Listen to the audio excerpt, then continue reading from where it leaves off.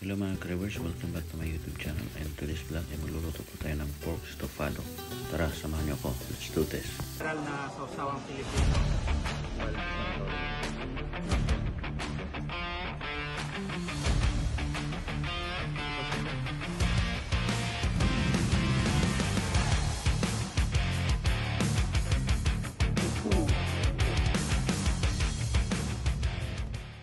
Ito pala yung marination ng pork natin mga Cravers.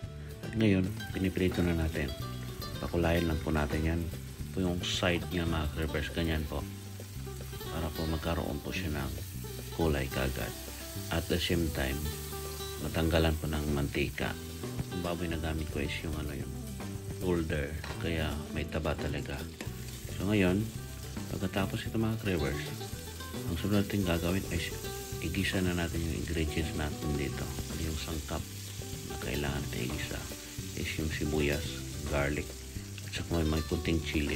Pero yung chili mga Cravers, optional po. Dapat may saging po ito na saba, pero wala po akong saging saba dito sa Finland. Hirap hanapin kaya hindi ko na lang nilagyan.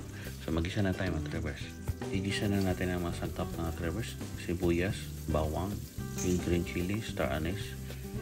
Maglagay ako ng butter na half tablespoon at isote lang po natin yan.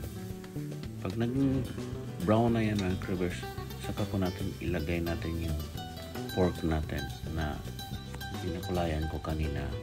Ayun, ganyan po siya mga Cravers. And then takpan po natin siya para manuot yung lasa ng ating sangkap. And then maglagay po ako dito ng 2 bay leaf para po manuot yung lasa nito, aroma. Ayun. And then baliktarin po natin mga Cravers. At ipahid-pahid po natin yan para po yung lasa ng ating sangkap manood po sa ating karne. Takpan natin ulit, and then after 5 minutes na tinakpan natin mga Cravers, buksan natin. Then dito maglagay na ako ng brown sugar. So yung ilagay ko dito brown sugar mga Cravers, half cup po. Pwede yung gawing 1 cup para matamis, po sa akin yung half cup tama na para hindi masyadong tamis yung ating estofado. So napansin nyo mga Cravers, yung estofado ko hindi ko siya hiniwa, ganyan lang po para po may dating yung ating luto ng estofado. Pwede naman pong ihiwain nyo ito mga Cravers, yung sakto lang na hiwa. So depende na po sa atin yan, kung anong gusto natin. Pero sa akin ganito lang para po may dating. And then maglagay ako ng soy sauce nito mga Cravers, sa 1/4 cup. Continuous lang po natin yung paghalo mga Cravers para po matiglis yung sugar at saka soy sauce na inad natin at maglasa po yung karne natin. Halo-haloin and then baliktarin. Pagkatapos ito mga Cravers ay ating takpan para po mag-steam yung pork at manuot yung lasa ng soy sauce. So pagkatapos ng 5 minutes, ito na mga Cravers, ilagay ko na yung marination niya.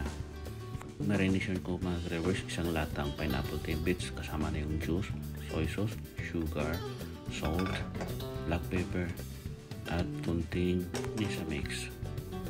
Baliktarin po natin yung mga Cravers para po manuot din sa kabila nito yung ating sabaw. And then mag-add ako dito ng pork stock mga Cravers. Yun, yung pork stock na gamit ko mga Cravers, ito po yung sobra ng sabaw ng nilaga. So nagamit ko pa rin. So takpan lang po natin yung mga Cravers. Nagpalit ako ng takip dito kasi nga hindi masarado, maigi. So ngayon ito na siya mga Cravers. Balibaliktad lang natin every 20 minutes, balibaliktad.